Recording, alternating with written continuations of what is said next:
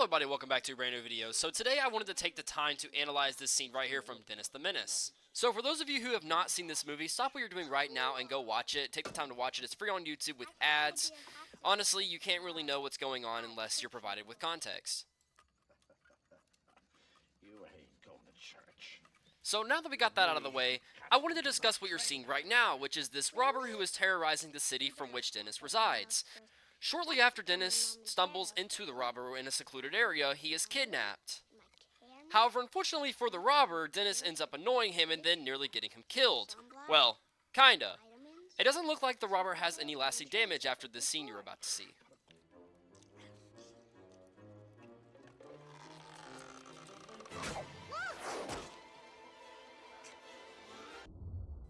So from analyzing this footage, I have determined that that shot right there was not enough to actually cause any long-term damage for any normal person, especially this robber.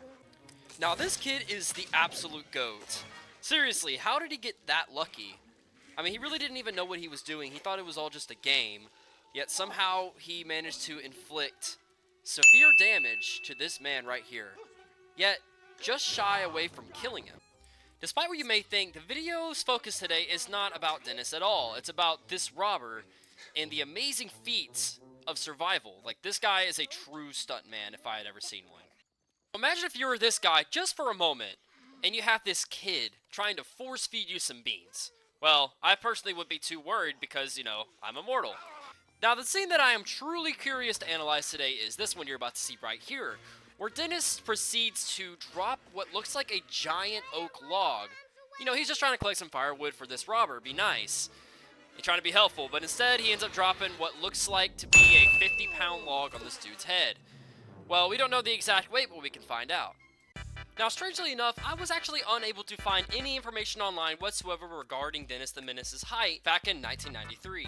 So what I did instead is find the average height of a 5-year-old boy, which is around 44.5 inches or 113 centimeters. So next what I found is that it takes approximately 7 of these logs to make up Dennis's height, which would mean that each log is approximately 6 inches tall or 16 centimeters tall. Now, I want to give a quick shout out to Jigsaw Knits for creating this wonderful chart from which I can identify certain factors for this formula that we're going to calculate with.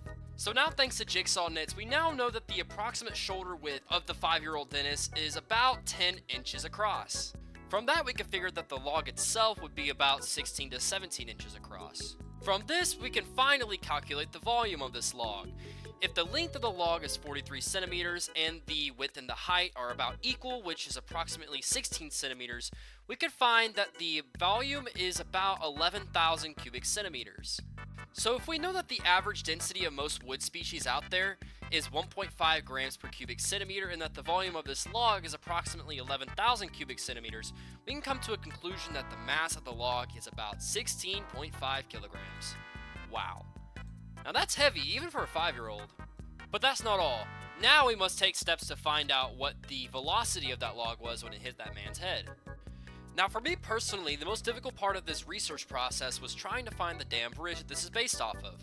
However, unfortunately, there doesn't seem to be a whole lot of documentation available online for this specific bridge, so instead I had to find whatever locomotive was in this picture, and find out how many of it took up the size of the bridge. If we could find out the standard height of a train car, then we could easily calculate the height of this bridge. So because this picture that was available online is so grainy, I could not tell what kind of locomotive this was. So if the standard train car height is about 14 feet, and it takes up 4 train cars to make up a bridge, then that would come out to 56 feet, right?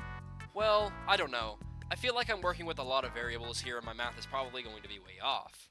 So from this point on, this log, which I'm calculating to fall from a height of 56 feet, takes about 3 seconds. So that would mean that the log is traveling at about 18 feet per second. So we only have one more step. How many joules of energy did that log have whenever it hit that man's head? Oh, poor Christopher Lloyd.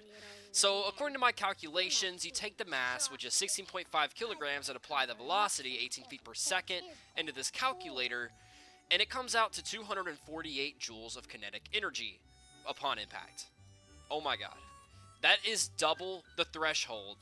That's double the lethal limit. So how he's still alive and just knocked out after an impact like that, I have no idea. But if a 36-pound log hit your head from 56 feet, you'd be a goner. Absolutely.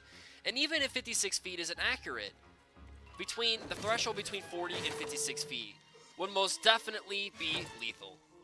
So if this movie was actually realistic, it would not be PG-13. It's not even PG-13, it's a kid's movie. So, yeah. More like it'd have to be rated R after an impact like that. Unless we just simply accept the explanation that Christopher Lloyd is immortal.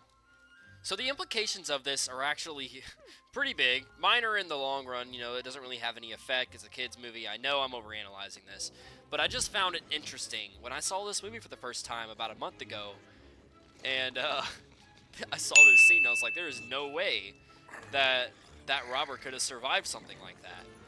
And now look at him. He's literally on fire, and he's still alive. Dennis may be a clumsy child, but he knows how to get shit done. And we haven't even begun to talk about how he survived this.